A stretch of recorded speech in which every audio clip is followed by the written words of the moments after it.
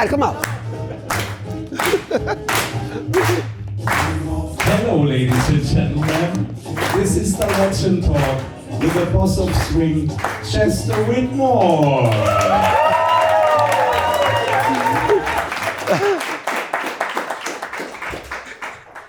Hello, Chester. How you doing? We never talked before. No, That's our haven't. first recording. Yes, yes, it is.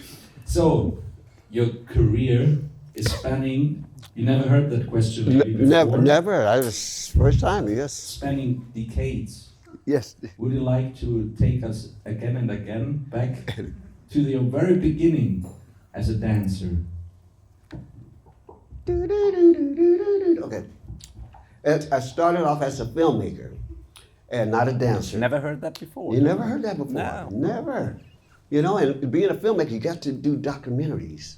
And you have to understand whatever the subject matter you're doing, the world of dance. Since I stayed up late at night watching old movies, musicals, sci-fis, and everything else, I wanted to study the art of the dance, of the music.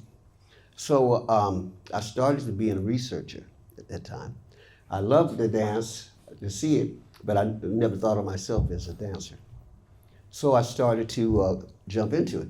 So during my journey of learning how to dance, I worked with some of the, a lot of the people from the Cotton Club, or we call the Harlem Renaissance era at that time, and the jazz idiom of that. Now this is during the 60s, around the 60s going into the 70s.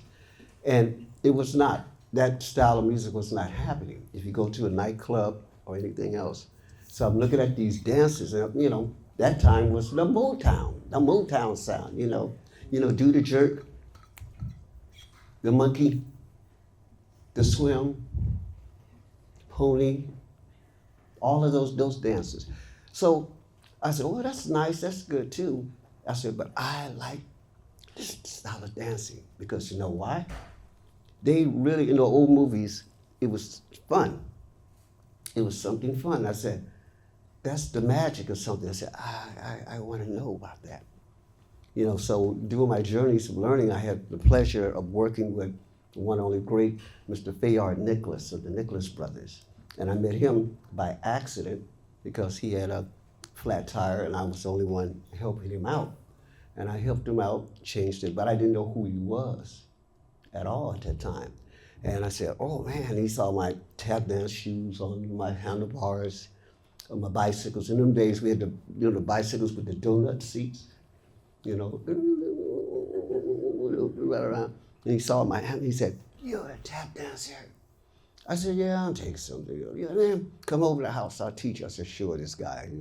I didn't believe him, you know. And this has been like 8 months I was searching, looking for people that could do that style of dance in the older form.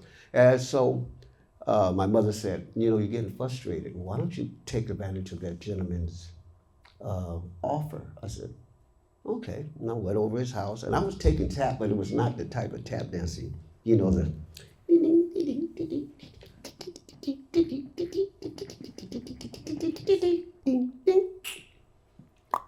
yes. But, you know, I took it because it was something. So I went over his house, knocked on the door. Hey, he opened up, hey, you came, huh? You ready for your first lesson? I said, yes, I am. Come on in. So I walked in, and he grabbed the rug and he pulled it up. It's a beautiful floor out there. And he said, okay, show me what you got. I said, I thought it was hot stuff because I was taking a little bit of tap, you know. I said, like, stand back.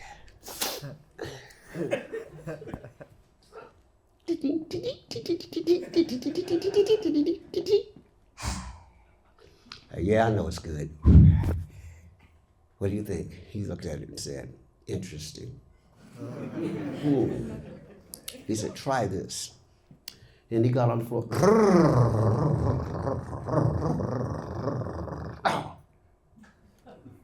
And he looked at me. Then I looked at the floor. He looked at the floor. I looked at him. He looked at me. I said, mine don't look like yours. He said, you want to learn? You gotta want it. Yes, well, I want it. And come to find out, we had a great friendship for over like 2 years and a half. We would rehearse like every Wednesday from 6 o'clock to 2 o'clock in the morning. And we just dance. And in his class, he had all these great dancers.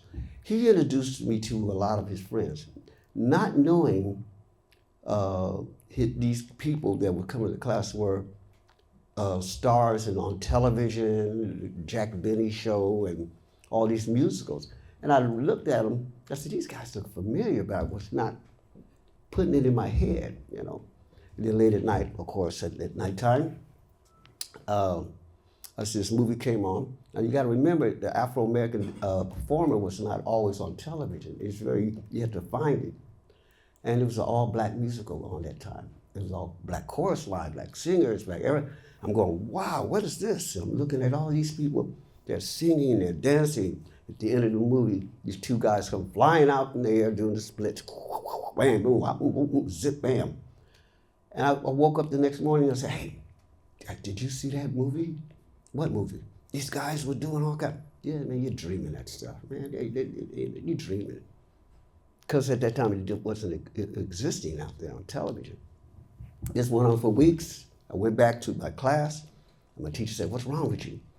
I saw this movie with these guys doing this stuff, and these singers, and this guy that worked with Shirley Temple was there, and the guy named Heidi Ho, Cab Calloway was there. And he said, he pulled out 8x10s. He said, look at this. I said, yeah, there they are. There's the Heidi Ho guys. There's this. And I looked, ooh, that's you. And it was that fair. And he was the one that started me off dancing. Yes. One more question. Talking about Friar Nicholas, what was the most valuable lesson you got from him in life as well as in dancing? What would you say? Go for what you gotta go for. Go for it. Regardless of what your friends may think or peers, high school peer pressure, just because you like to do something and your friends don't or other people, they say, oh, no, don't do that. That's whack. Don't do that. Don't do that dancing. Don't do that. Because at that time, I was the only one getting into high school, going into high school. I was dancing, and everybody said, man, you dance? Oh, man, why you want to do that? Come hang out with us.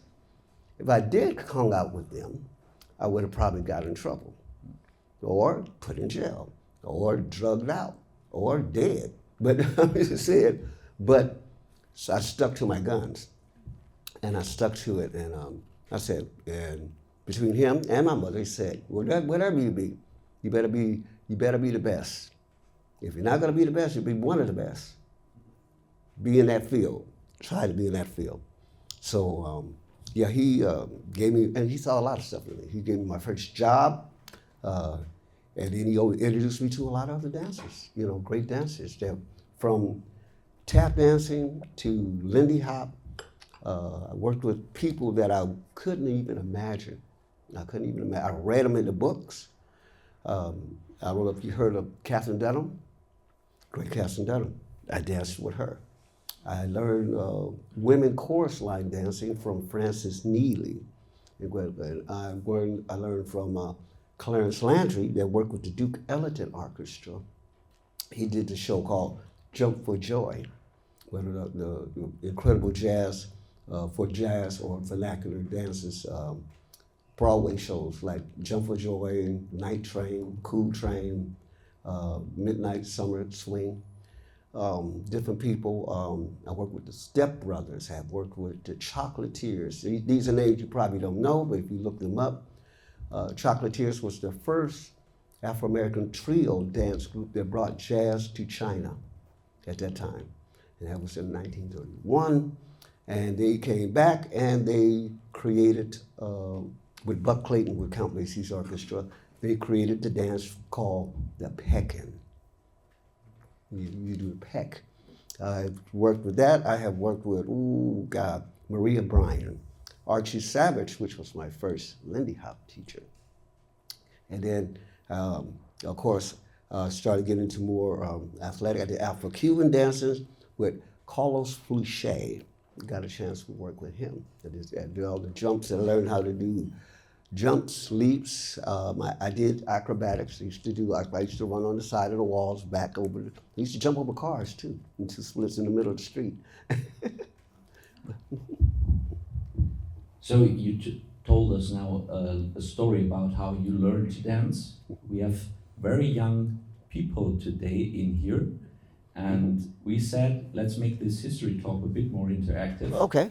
And we have Helene, Where there? and you can stand up, and Where Helene at? and they can come front to us. Come over here. Just give an applause to them because they are absolutely at the beginning of their career. And now, Chester, because Kersten has so much space in his camera, we have to give a bit. You have enough? Okay, perfect. So, Chester, Yes. for those two, very beginning at the career, I would love to see how you would teach them a good dance step. Okay. So, the stage is yours. Ready? Here we go. Okay, come on. Dun dun dun dun dun dun. You need the microphone perfect. Well, yeah, okay. Now that's like the one we do my theater voice. The talk loud. Yeah, of course. Of Oh, course. the ladies, come on this side of me. No, you stand in the middle because you little. We tall. We tall. No, you get on the end. Get, no. Now, okay, my goodness. All right, now, in the art form of jazz dancing, this very thing, I'm going to show you something that came out of the 1900s, but it was very popular in the 50s. It was called the box step. You know what a box step is? Can you show it to me? Show me a box step. Go. Dun dun dun dun. Well, that is called the foundation of step and time swing. Box step, a box step. You know what a box step is? Well, I will show it to you, a box step, okay? Now, first I'm gonna show you that you will learn in contemporary classes what they teach in tech. Then I'm gonna show you the original way. The original way, what'd I say? The original range. Say it. The original range. Say it. The original range. Thank you. You see what she just did? Perfect. She did perfect. And when you go to a dance hall, whenever the teacher go like this, you go like, even if you fall on the face, you fall down too, regardless. Okay, so box step contemporary goes like this. Try that. Hey, but wait a minute, first of all, rule, do you dance like this? Thank you, okay. Hands there. Then, hands there. Yeah. Then, go. One, yeah, yeah, yeah. Give it to him, look at that. All right. Now that's the contemporary way. Now I'm gonna show you the vernacular way. Look at the floor, and you're gonna think of a box. Yes? So, right leg, step forward. Right leg again, go to the right. Left leg, go back. Left leg, go to there. What did we make? A big box. Okay? So you think inside the box, not outside, inside the box. So right leg. Right leg again. Left leg. Left leg again. Can we go a little faster? Here we go. Hey.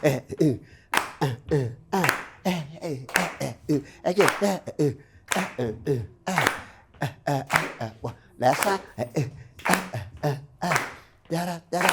Give him a round of applause. All right. There's one thing missing. There's one thing missing. Do you know what it is? Do you know what it is? Our hands. Our hands. We don't dance like this. But that's the German way of dancing. Oh, it is? For real? What? It's a German way of dancing. The German way? It's always straight, like in life. Everything is No, straight. no. No, you gotta take some chances in life. You gotta take chances in life. You gotta get off the road. You gotta get on here. Come on, you gotta get in there. Okay? Perfect. All right? Thanks. Okay, you ready? Okay, watch this. Watch. This is gonna be the first German dance. They're gonna take a chance. They're gonna take a chance. Yes. They're gonna take a chance. Germans take a chance. Take a Chester chance. Whitmore. Let's see, 2025, ladies and gentlemen. You learned it first here. Yeah. Okay. Here we go. Now, when we go up, I want you to pull in. Pull in. We're gonna go this way. Now push away. Push it away. Now push it to this side. You got it? Let's go. When we go forward, what you gonna do? Pull. Gonna go this way, push it away. What we gonna do? Push it away. Push this way. Got it? Germans never saw before. Thank you very much. So one more time. Hit it, pull.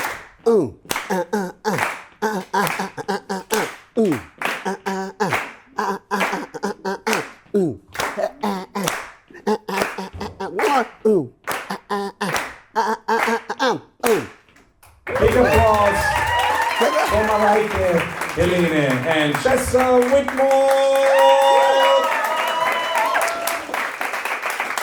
Thank you very much.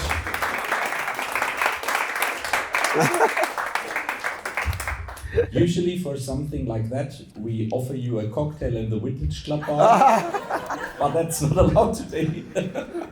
Okay, so Chester, I asked myself, you said you learned at first as being a filmmaker, and you said something about science fiction you were interested in as well.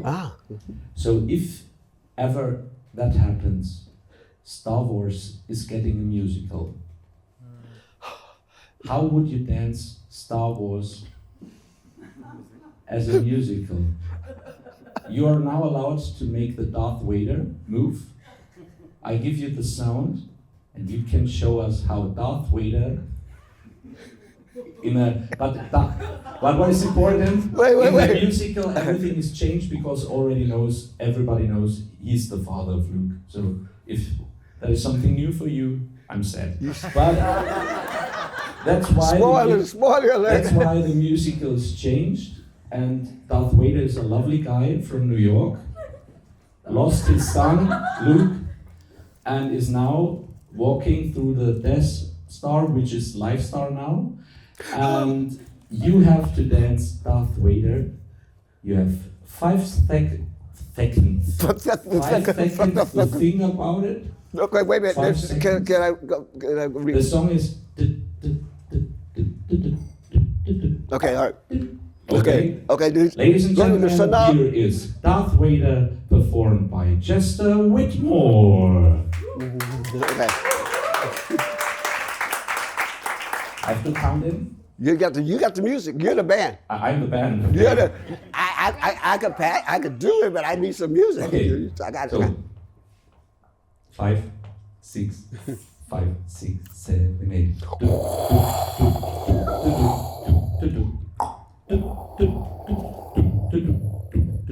He's lovely, just for that information. Lovely Darth Vader.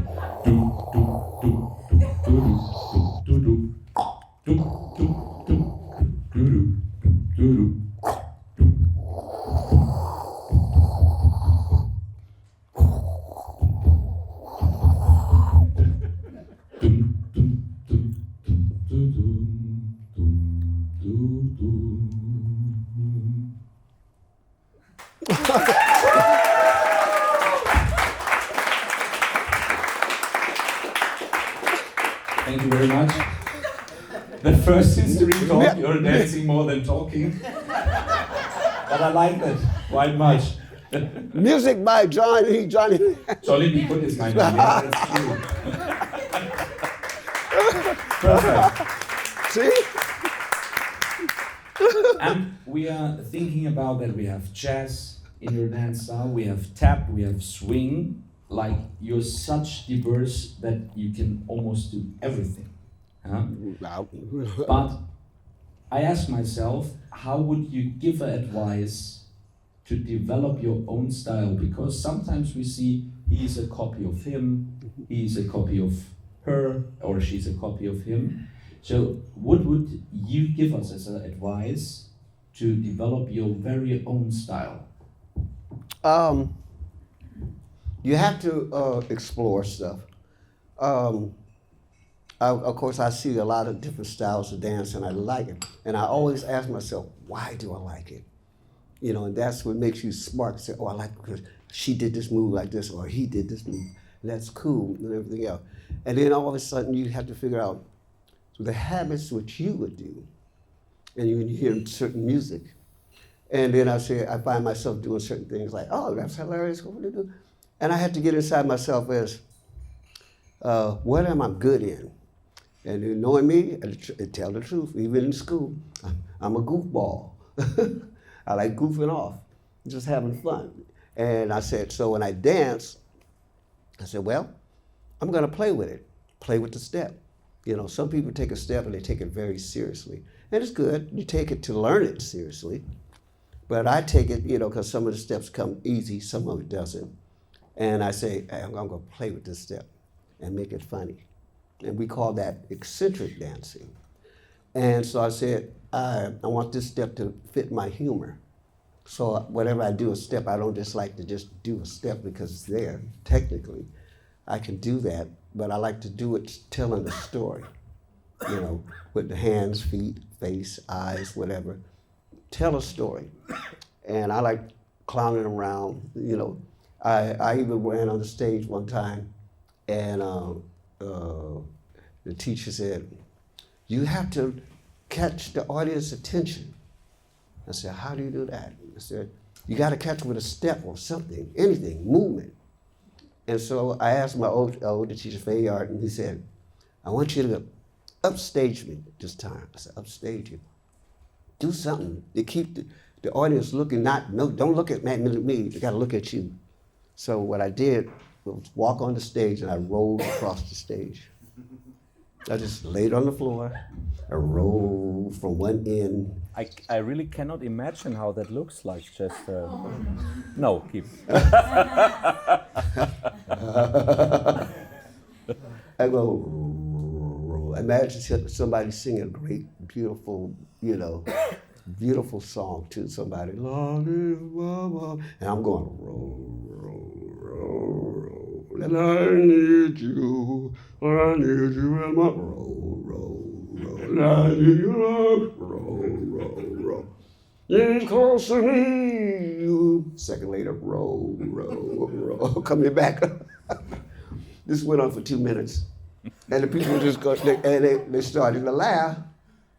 And the guy was going, what's going on? This is a serious, dramatic number. So you got to do it that way. You got the nickname, the Love Roller Coaster. Roll, roll, roll, roll, roll. The roller. But you have to learn what you're good in, fun things, and then you explore with different songs, you know.